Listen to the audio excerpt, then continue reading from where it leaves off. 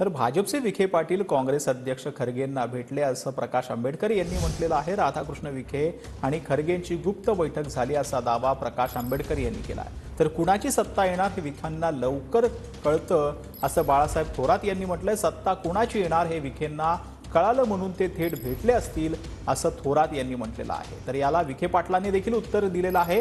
बाळासाहेब थोरातच भाजपामध्ये येणार होते असं विखे पाटील यांनी म्हटलं।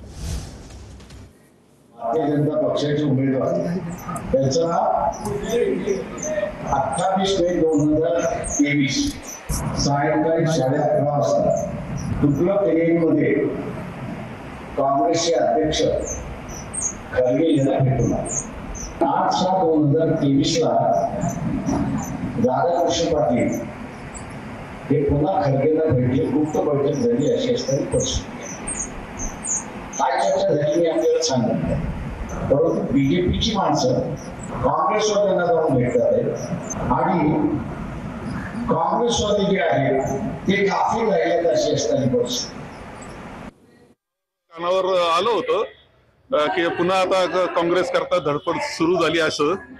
कारण त्यांना एक आहे, त्यांचं वैशिष्ट्य आहे की कोणाची सत्ता येणार हे त्यांना सर्वांपेक्षा लवकर कळतं। माझ्याकरता काही धोक्याची घंटा ती नाही, मला विचारल्याशिवाय काही होणार नाही। मी सांगितलं की सत्ता कोणाची येणार आहे पुढच्या काळात हे सगळ्यात लवकर कायम विखे कुटुंबाला कळालेलं आहे आणि त्या पद्धतीने त्यांनी आपलं कायम बदल केलेला आहे।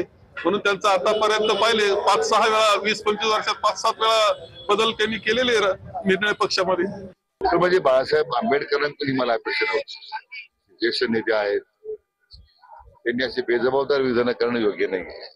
ज्या जिल्ह्याचे तुम्ही प्रतिनिधित्व करता, जिल्ह्यात तुम्हाला काँग्रेस करता एक जागा नाही घेताय, आपलं एकदा अपयश मान्य करा ना। वास्तविक मागे मी बोललो होतो की भारतीय जनता पक्षावर जाण्यामध्ये किती उत्सुक होते।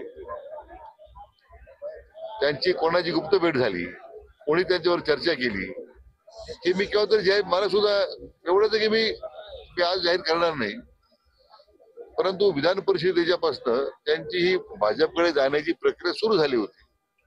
पण मला वाटतं ती काय थांबली एकदा, मग मला वाटतं त्याबद्दलही पक्षाच्या वरिष्ठ नेत्यांशी चर्चा करून त्याचा खुलासा करावा लागेल।